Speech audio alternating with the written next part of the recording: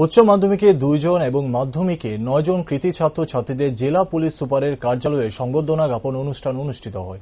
ধর্মনগর জেলা পুলিশ কার্যালয়ে পুলিশ সুপারের নেতৃত্বে উচ্চ মাধ্যমিক এবং মাধ্যমিকে উত্তর ত্রিপুরা জেলার যে সকল ছাত্রছাত্রীরা ত্রিপুরা রাজ্যের মধ্যে 1 থেকে 10-এর মধ্যে স্থান পেয়েছে তাদের মধ্যে মঙ্গলবার সংবর্ধনা জ্ঞাপন করেন উত্তর ত্রিপুরা জেলার পুলিশ সুপার ভানুপদ চক্রবর্তী।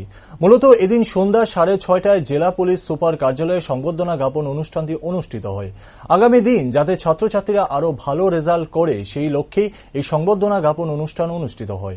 তাছাড়াও পুলিশ সুপার জানিয়েছেন এখনো সাধারণ নাগরিকদের মধ্যে পুলিশের ভয়ভীতি রয়েছে, সেই ভয়ভীতি দূরীকরণের লক্ষ্যে এবং পুলিশ জনগণের বন্ধু ও আগামী দিনে ছাত্রছাত্রীরা যারা পরীক্ষায় বসবে তাদেরকে ভালো রেজাল্ট করার লক্ষ্যে বার্তা দিতেই ছাত্রছাত্রীদের মধ্যে সংবর্ধনা জ্ঞাপন অনুষ্ঠান অনুষ্ঠিত হয়।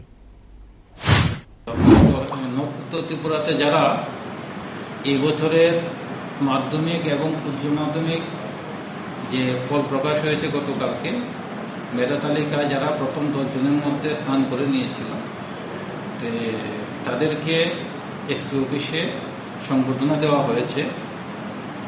তাদেরকে মোটিভেট করার জন্য সামনের দিনে যাতে আরো ভালো ফলাফল করতে পারে। পাশাপাশি যারা সামনের দিনে পরীক্ষা দেবে তারাও অনুপ্রাণিত হবে যে ভালো রেজাল্ট যদি করা যায় যে এসপি অফিসে গিয়ে পুলিশের তরফ থেকে সংবর্ধনা দেওয়া হয়। কারণ আমি যেটা চিন্তা করেছি, পুলিশের সঙ্গে পাবলিকের যে একটা ডিস্টেন্স এখনো রয়ে গেছে, সেই ডিস্টেন্সটাকে কমিয়ে ফেলতে চাই। মানুষ যেন মনে করে পুলিশ সমাজের বন্ধু, সেই হিসেবে সেটাকে চিন্তাতে রেখে আজকে এখানে সংবর্ধনা দেওয়া হয়েছে।